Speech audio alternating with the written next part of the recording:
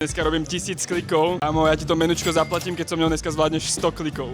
Zvládneš 100 klikov? Na jednou? Ne na jednou, rozdelíme si to. No, ani ja nerobím a dneska som si povedal, že 1000. Dáš ešte 10, tak ti platím tvoje menučko.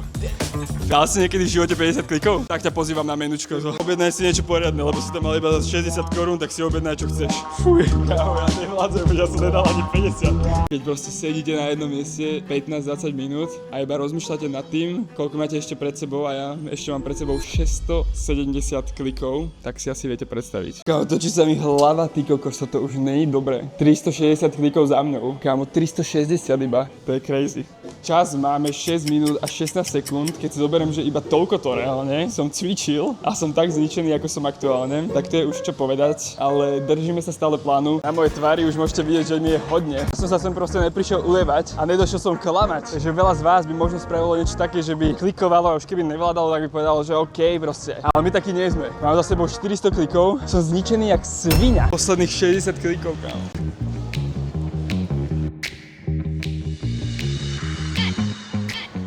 Kámo, 20 klikov, už nedávam ani 30. 460 klikov mám. Vieš, ale proste keď bežíš, tak proste bežíš, aj keď už nevládzeš, tak bežíš, ale tu klik už nedáš, keď nevládzeš.